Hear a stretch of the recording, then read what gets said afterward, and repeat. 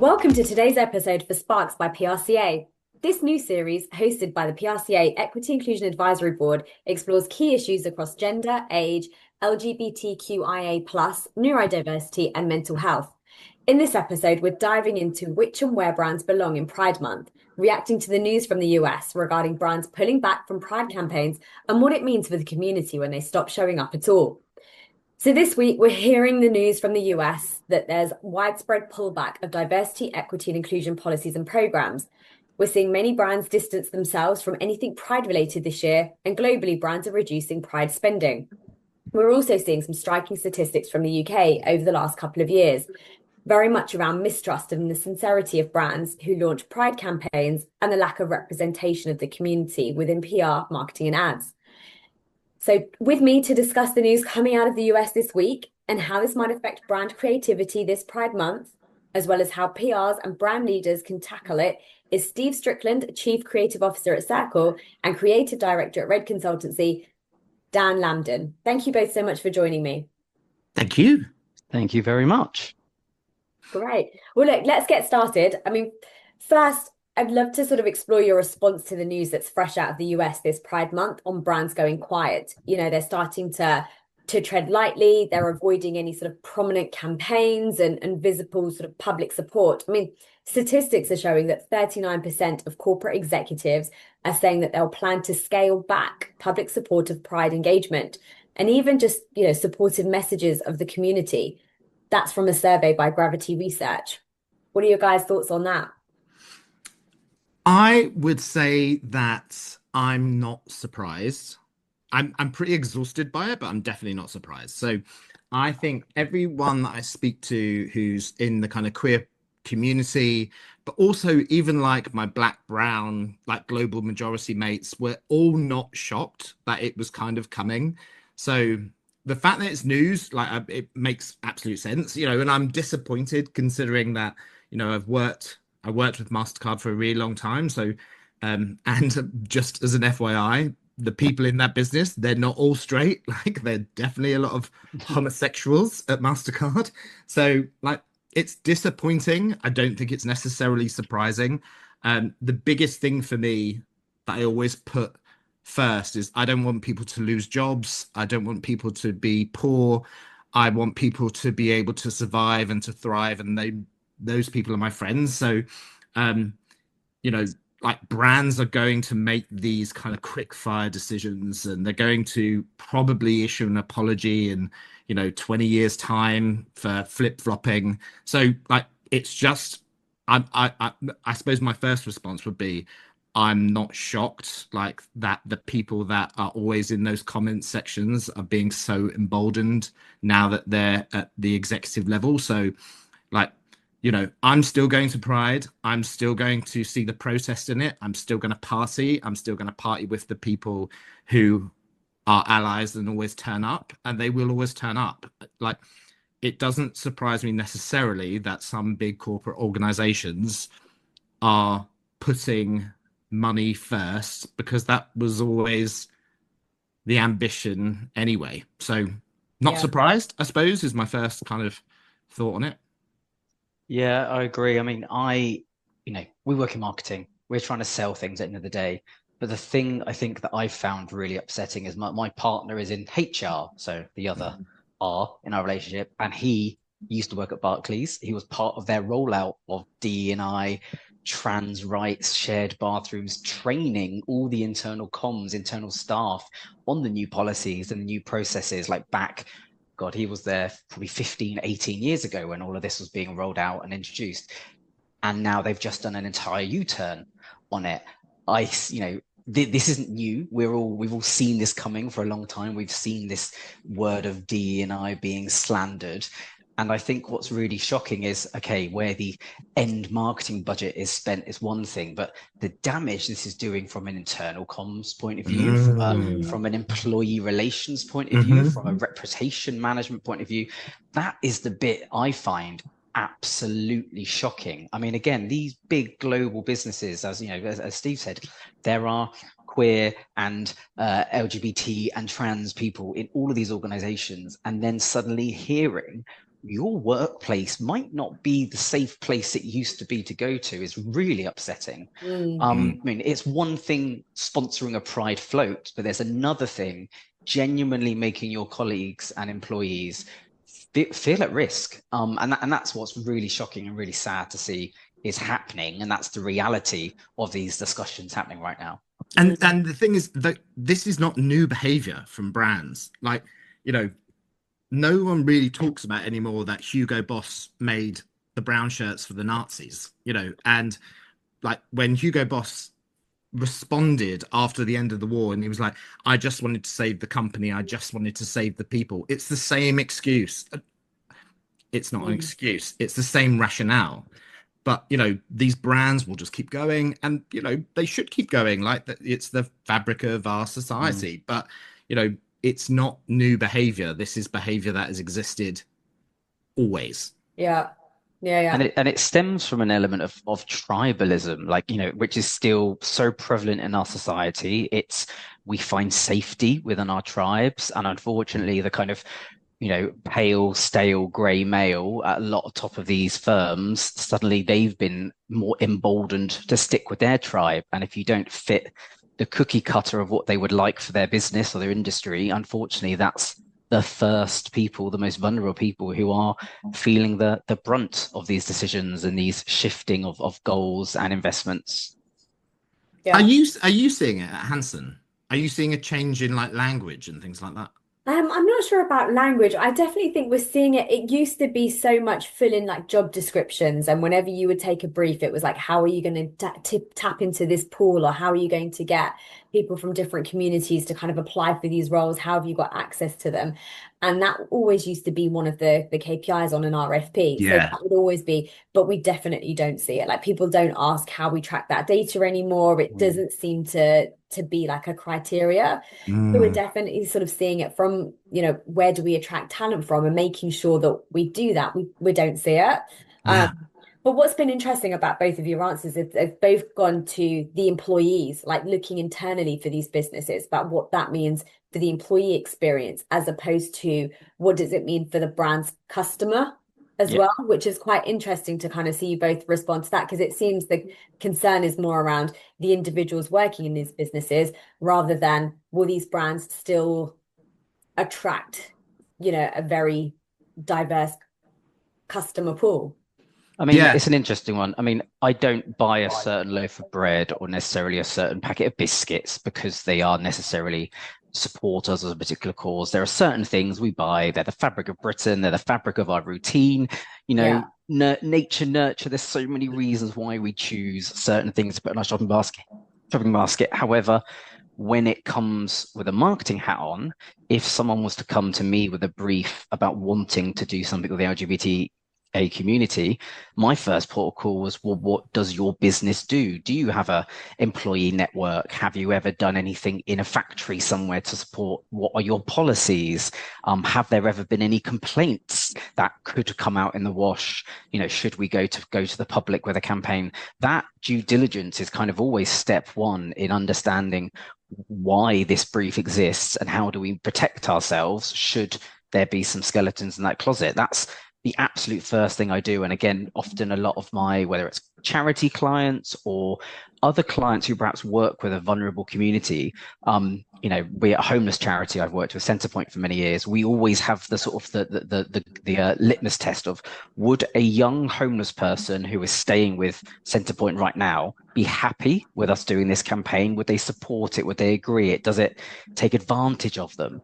And that's very much the same kind of litmus test we do when it comes to sort of something about whether it's LGBT or working with sort of other marginalized communities. Actually, do the employees, will they be proud to talk about this? Will they be proud to tell their friends and family what their employer has done or what they've seen on the shelf somewhere? Because if not, then there's no point doing it. Yeah, no. And that's really interesting, because that brings me on to us talking about, you know, is it really authentic? And, you know, moving on to more around, I think there was a statistic recently by UK YouGov research that sort of said like 75% of Britons feel that brands engaging with Pride are only doing so for more PR out of rather than genuine support.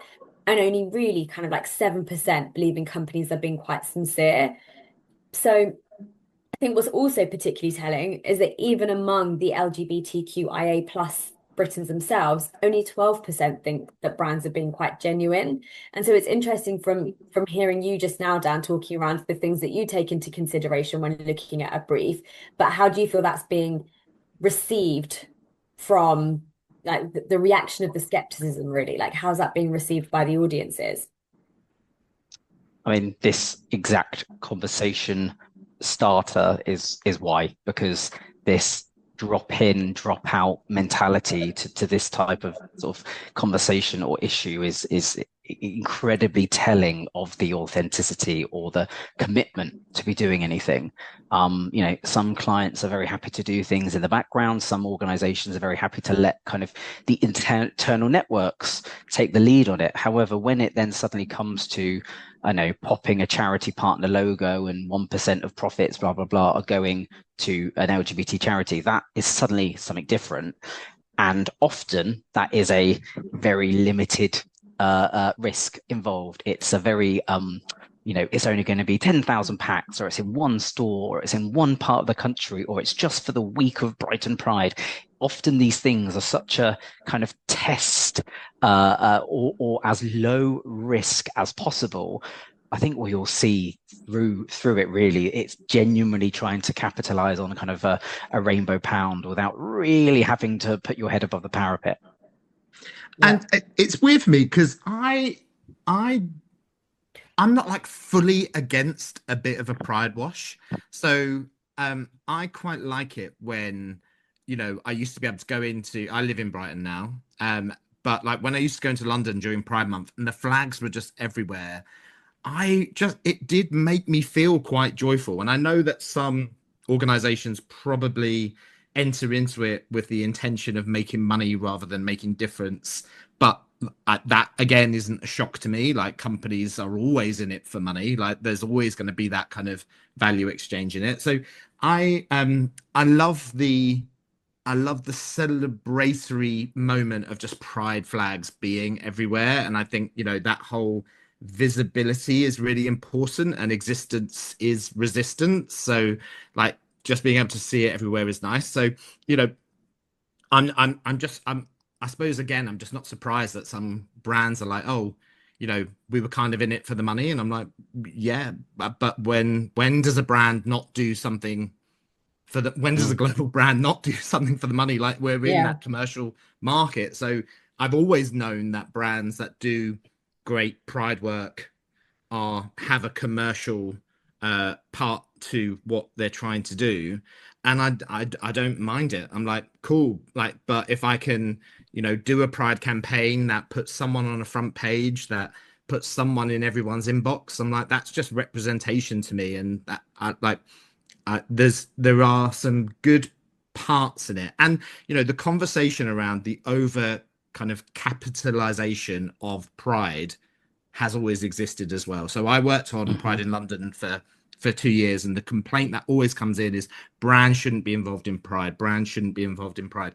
But pride is super expensive to put on. Like, Pride in London is the third largest event that the UK has, the third largest free event that the UK has every single year.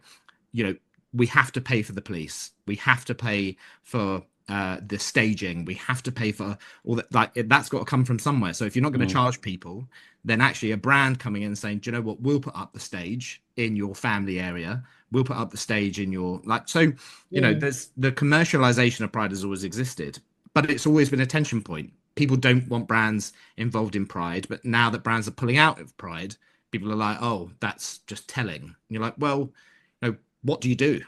Yeah. And that's the thing is, are you feeling like brands might be shying away from being, creative bravery, if you like, during this Pride Month, because that's the response that they're getting, a bit of that backlash of like, well, you're dipping in and dipping out, or you're just doing it for the profits. But it, like you said, that's what global brands do, right? That's what they're there to do, is to make profit. Yeah, I think a lot of it is driven by fear, and I think a lot of fear is always created. So, like, as a as a 40-year-old gay man who's married with a dog, you have nothing to fear from me at all. Like I wish I was that person that people were like, oh my God, scary gay, but like they're definitely not. Um, so but like I think everything is driven around fear, and you can see the way that I think a lot of brands pulling out of it. And also our PR industry is not exempt from this conversation. Like DEI roles are moving away from American owned organizations. Like there's a by-election happening in Scotland tomorrow where Reform UK are doing brilliantly well in Scotland, which feels mad. Like, we like the UK and our industry is also responding to this in a pretty awkward way. So there are agencies that are already getting rid of their D&I titles. Like, so we're all part of this ecosystem. We're all part of the same conversation, and we're all just trying to kind of protect ourselves because, like, if I'm being like brutally honest, there's a couple of bullies that are in charge. Yeah. So, you would just hope. So I sent an email around the Circle team or when Pride Month started, and I was like, I'm not calling it Pride Month. I'm calling it Allies Step Up Month because, like when I go to UK Black Pride, I don't go there because I'm a black individual who's gay. I go there because I'm there to say, do you know what? I realize this is as much about me as it is about you. And that's, I think, where we want inclusion to be is what are you doing? Not what am I doing as a gay man that's affected by this because my name's in the news. What's everyone else doing? Yeah. And that's harder when everyone's just a bit scared. Yeah. No, totally. No, that's really that's really good to hear.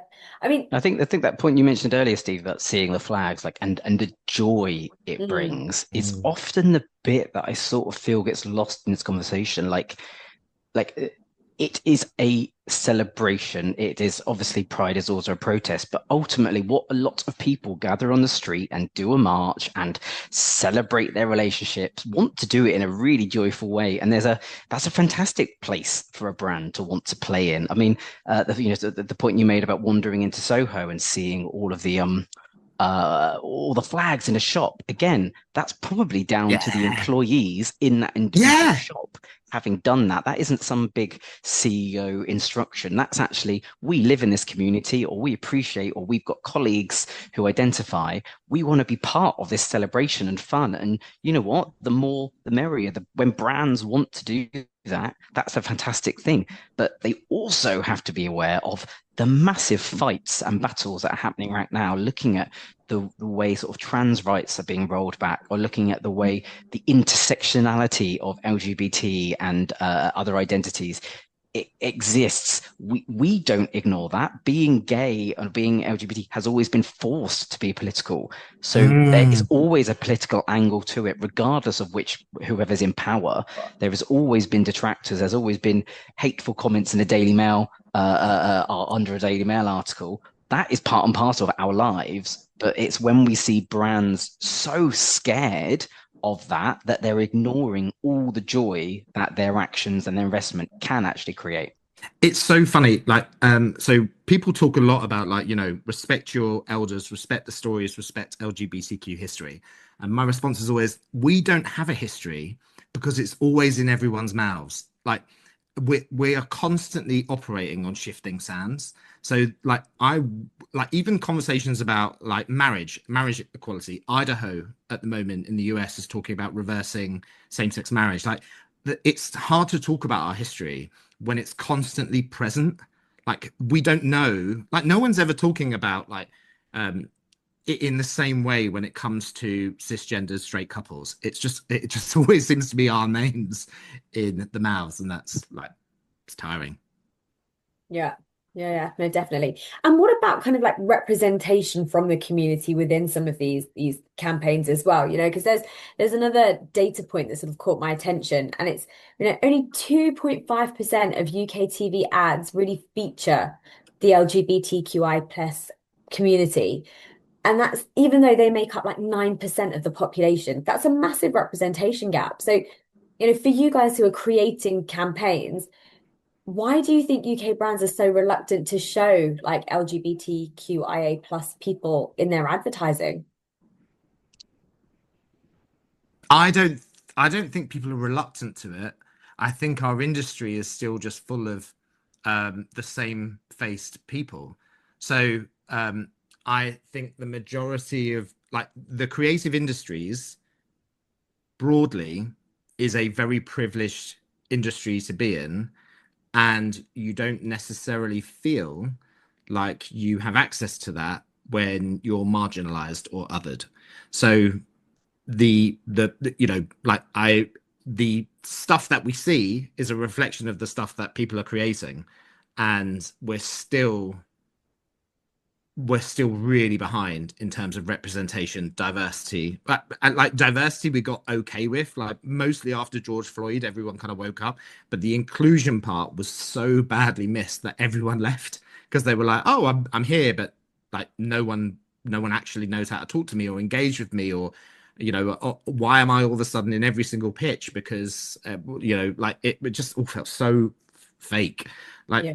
so I think where I don't it's again, it's just not a surprise. Like the reason that we're not included in the big ads is because we're not included in the industry. And I think that massively goes to the world of influencer marketing. I mean, I genuinely despair. So much of this stuff can be so subjective to who a particular brand manager knows and likes and follows. That is what ultimately ends up deciding where the money goes half the time. And that I just sort of find absolutely baffling. And unfortunately, it is the very, Sam Thompsons of the world, these very generic white men who are in every single PR and influencer campaign. And it, becomes a bit of a laughing stock and a joke on a lot of kind of LinkedIn comments and industry chat. It's the same faces everywhere. People sort of become very sort of culturally in vogue. I mean, we had it very slightly with kind of Drag Race when that really became part of the kind of the cultural zeitgeist. And now everyone wants to work with one of the cool drag queens, and it's which is amazing and lovely, but that's also a very manufactured and fake side of the industry. It's this kind of people want Pride to be like Glee and Drag Race. They don't want to have to deal with actually what the issues a real LGBTQ plus person is having to face. No one necessarily wants to knock on that door. Let's just focus on a little bit of lip syncing and and a bit of glitter, and that's thumbs up for us. We've done our bit for Pride. Yeah. I remember my auntie when I was little, she used to refer to Graham Norton as that queer guy on the TV. Like, and Graham Norton is the most acceptable kind of version of a gay male. He really, unless you knew it and you watched his show every now and again, you just think he was kind of a camp funny guy. Like he's never really broken that wall of like, by the way, this is what life is like as a gay man, because he understands that actually he needs to be a bit of a character that is acceptable to everyone. It's like Drag Race. Yeah. I also think, I think a lot of this is also very much centered on men. And I think for queer women and lesbians, I expect that 2.5% representation is far less for them. And then, the trans community, even nominal. So, I think that spectrum of what this community is, the fact it does often rely on good-looking white men, the Tom Dalys of the world or whatnot, which I have no issue with, but it's very palatable for a brand manager or a marketing manager to work with someone of that background than it is someone who, maybe has been a bit more vocal, or maybe the Daily Mail has written a very slanderous headline about before because of their identity. But unfortunately, that then puts a mark against wanting to work with someone because suddenly they're more risk than someone who's very wholesome and well-rounded. And, the people want this kind of Blue Peter presenter style gay person. That's the acceptable face of sort of gayness in British culture, rather than someone who really is a campaigner or an activist or someone who's fighting for change, someone who actually has to roll their sleeves up and get a bit dirty to make this change happen. That's not where the brands want to put their kind of fantasy world or their wonderful kind of media planning character that they've created. That's always going to be the most most generic version of everything, rather than looking at people as individuals and the nicheness of our community. Yeah. And thinking around, just touching on that point around like controversy and sort of getting the right ambassador, I guess, for your brand. I mean, we've seen real kind of like high profile backlash against brands like Bud Light and Target in the US who have taken a stand or attempted to on LGBTQIA plus issues.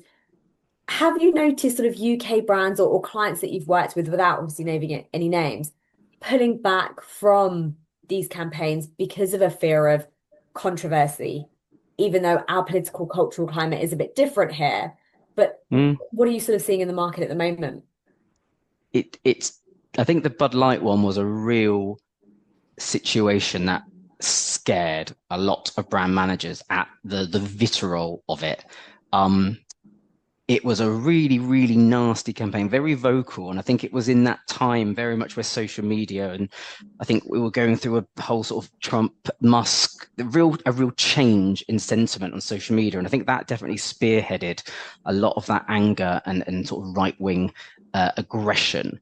And I think that definitely encouraged a lot of people to just go, you know what, this is just not worth the risk, the open letters, the CEO statements. It's just, you know what, we don't need to do it, so let's just not.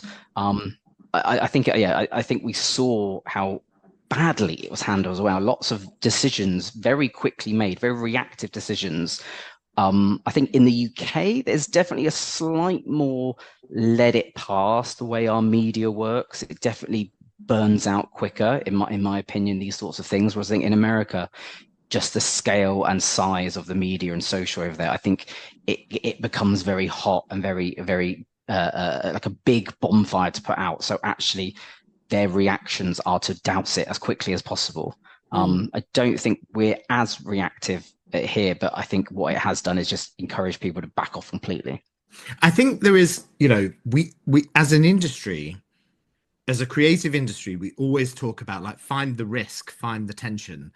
And if I'm honest, Bud Light should have never done that work with Dylan Mulvaney, because it was putting an individual into a huge position of risk for brand fame. So it just wasn't the right campaign. If I'm being honest, it just wasn't the right campaign. It was a touch paper that just caught light. And at the end of the day, it's a young woman discovering life and trying to adjust to life, and they made that person the target of hate. Like it wasn't right. Like, and that, so I don't see clients stepping away from it. I do see clients wanting better counsel around it, which is more around do this well, do it inclusively, make it feel part of a community, rather than be like, let's use this for clout. Like the Daily Mail is always a bad example, but the media is always going to find those angles. But if you're protective of that person and you start in your community first and you create something that feels inclusive, then actually you shouldn't worry as much as brands probably do. Yeah, no, that's. I think also America and the UK is a very different environment, especially culturally around pride. I mean, the prides that happen in the UK outside of kind of Manchester, Birmingham, London, Brighton, they're quite small and they're quite shabby. And you know what? £1,000 from the local Tesco Metro is a fantastic amount of money to be able to put on a tent or a safety tent or something like that. Like, these nominal amounts at a local pride are the best example of a brand working with a community. I mean that whenever I've worked with clients, I've always said, don't worry with London Pride. Yes, it's huge and it's expensive, but you know what? You could be making a real difference to community who maybe it's their first ever Pride, maybe it's their second or third, and maybe it doesn't get a lot of people, but you know what? That is a much more authentic investment in your money, and it's going to really make a difference to some people's lives, rather than kind of slapping a logo on a step and repeat at an LGBT awards show or a generic float at one of the bigger prides where you're sort of been and gone. I think that's the kind of the constant conversation we have. I think when you get the brands in, they often want scale. They want the scale. They want as many eyeballs. They want all the reach. And that's when you start to suddenly realize, oh, this isn't about talking to a particular community. This is very much about brand awareness and mental availability. And that's when you suddenly go, oh, you've sort of lost the heart in this now. Yeah. No, totally. Amy, have we taken you massively over time? Yes, okay. I'm I'm so gonna sorry. I'm just, if it's all right with you guys, I'm just going to shift towards sort of solutions and changing Mm, about a few there. But I think what would be really good to explore is like who are the brands that are getting it right? Like what are they doing differently that other brands could really learn from? Because I think let's focus on the positive. Yeah, let's focus on the positives. And actually, do you know what's incredible is whilst some brands are moving away, some brands are getting closer to, and that will always happen as well. So, um, my friend Assad, who runs an agency called The Unmistakable, he talks about there being like brands that are running away from pride and commitments to LGBTQ and DE and I, brands that are really unsure and just waiting for it, and then brands that are running towards it. And so I want every brand out there that thinks that moving away from the community is their next step to understand that someone else will fill that role. Someone else will come in, and that's okay, and we will be fine. Like when I called my mum before I came on this podcast, just to be like, what do you think of the fact that Mastercard, the brand that I worked with for such a long time, had pulled out of Pride? And she was like, should I cut up my card? And I was like, well, no, because that's really hard work, to be honest. But these things permeate through, and they do make people question things. And honestly, if it wasn't so hard work to step outside of certain brands, I probably would. But like, if an energy company pulled out of Pride, I probably wouldn't change. I know, maybe I would change my energy company. Well, the point about which brands are doing it correctly. Sorry, I've got to like I love Ben and Jerry's. Like I love Ben and Jerry's because they just never deviate from being what I consider to be on the right side of history, and other people are welcome to their opinion that that might not be the case. But it's an activist brand, and I'm like, yep, I will still make a considered purchase about them. I like fish food, um, but I would still always go to them if I was given a choice because I'm like, yeah, I believe in them. And that's because I'm probably I don't want to say more educated, but because I'm in this industry, I probably just listen to that news a bit more. But like my mum doesn't. My mum probably doesn't know what Ben and Jerry's stands for. She just wants an ice cream. Yeah. yeah, I think that's a really interesting thing, isn't it? I think it's when you see those kind of big FMCG brands, like Lidl. Just this weekend, just gone, Mighty Hoopla Festival was on, and Lidl of all brands had this huge area. They did a big partnership with Hunsnet. They had people doing dance off. They were giving out, free food. Like it was hilarious. It was fun. It was joyful. I mean, what that's got to do with Lidl, other than like being a love of kind of the middle aisle of craziness. And like a Greggs, they were also there, and again making lots of puns about sausages. But it was the fun and the joy. I mean, yes, we may have relationships with same-sex people, but we're also people who shop in all these sort of normal supermarkets. And you know what? If you want to celebrate with us and help fund these things, then fabulous, fantastic. Some of the brands I really like, I like Levi. They've been committed to doing LGBT, Pride collections for years. Very much playing with the vernacular of the community. Always sort of they've used very much like this having your back mentality in a lot of the comms they've done. And then also like PlayStation, they've been a long-term partner of London Pride. And again, within the gaming community, sort of the queer, female identifying community in the world of gaming has often been marginalized and often been, gaming has been a safe space traditionally for kind of the nerds and the weirdos and the people Yeah. who perhaps don't socialize very well in a public forum, and the internet and the Reddits and the Twitch streams of the world and gaming has been a really safe place. And actually for then, a global brand like PlayStation to be able to platform and profile some of our amazing sort of LGBT and kind of queer creators and community and people and developers who work in the industry. I think that's a really lovely and authentic way they show their support. And again, it works great from a customer point of view, and it's a lovely from a kind of industry and employer point of view. Yeah. All right, brilliant.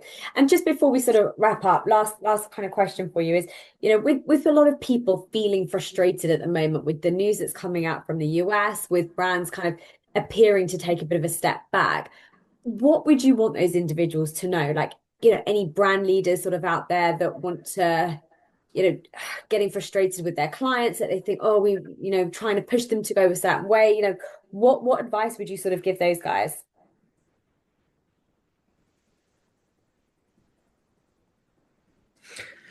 I would say that, again, I'm not surprised that